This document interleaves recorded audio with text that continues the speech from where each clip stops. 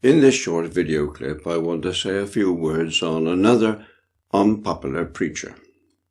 When I say unpopular preacher, I'm not saying he was unpopular in his own day. He may well have been. But what I mean is, if this man came back and preached the way he did in those years long ago, if he came back and preached like that, he would certainly be unpopular today. I'm thinking of Paul in Romans chapter 1. Verses 14 to 32. Very briefly, this is what's going on. Paul tells the Romans that he is under pressure inwardly. He has an eagerness, he has a duty, but he has a sense of wanting to preach the gospel, and preach the gospel in Rome. And he's writing to these people to tell them what the gospel is. Good news. So, maybe their ears perked up. Oh, we're going to get some good news today.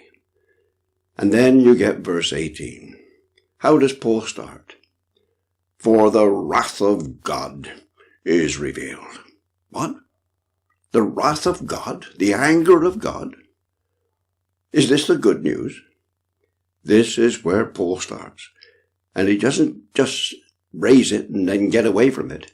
He spends verse after verse, paragraph after paragraph, going over this, driving it home. You see, the wrath of God is the first point in the good news. Now, I say Paul would be unpopular today. With many preachers, you see. They want to do as much as they can, and the churches there where they are, they want to do as much as they can to gather as many together as they can and keep them happy in the hope that one day, perhaps, they might somehow or another drift in some kind of process into becoming Christians. They're churchifying them at the moment. They're showing seeker-friendly atmosphere, relationship evangelism, friendliness evangelism, friendship evangelism, softly, softly, gently, gently. Paul will have none of that. He starts with the wrath of God. And it's not the wrath of God that will be revealed in the final day, in the judgment. Oh no, that will come, of course, eternal wrath. But here he is speaking about the wrath of God that is, at this very moment, he says, being revealed. And he spells it out. Very briefly, it's this. He tells his readers, he tells everybody who will listen to him, that we, as sinners, are responsible. We stifle the knowledge of God. We hide it, we suppress it, we change the glory of God. We change God himself and form him into an image that we can worship and like and adapt and adopt and so on, and manage. You read it through and you'll see what I'm saying is true. And Paul says quite bluntly that God holds all men guilty. And for this, he visits the world. He visits mankind. He visits society with judgment, with wrath. And he spells it out. It shows itself in the breakdown of society, family life, married life, social life of every kind, perversion, disorder, the breakdown in human intercourse and society. Perversion, homosexuality, breakdown in family life, disobedience, unruliness, and all kinds of idolatry and nonsense and foolishness. This is the wrath of God being revealed. There is the judgment of God to come, but the wrath of God is being revealed now. And this preacher, Paul, spells it out. I say he would be unpopular today. Oh, this won't attract people, and if people have come in to hear this, they won't stay.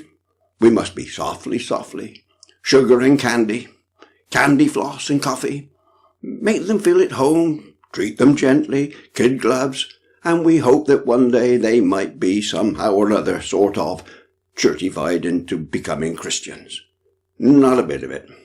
Paul spells it out. Without the wrath of God driven into the conscience and the sense of it, there is no sense of the love and mercy and grace of God. He has to lay the black background down first, and then the light of the gospel will shine. We need such unpopular preachers as this. This is what the world is crying for. This is what the churches demand, if only they knew it. We've had enough and more than enough of these popular preachers who make it all so smooth and easy. Let's hope that God will raise up such unpopular preachers as Paul. Where do they start? When they bring the gospel with the personal sense of the wrath of God upon sinners. May God bless this short discourse, and may it be that preachers who hear me will, if they have been guilty in this respect, change their habits, and those who are trying to spread the gospel by showing the wrath of God, may we be blessed in our labors. And of course by preachers. It's not just pulpit work. Every believer is a preacher of Christ and the gospel. And we need to start with the wrath of God before and as we reach the love of God in Christ Jesus.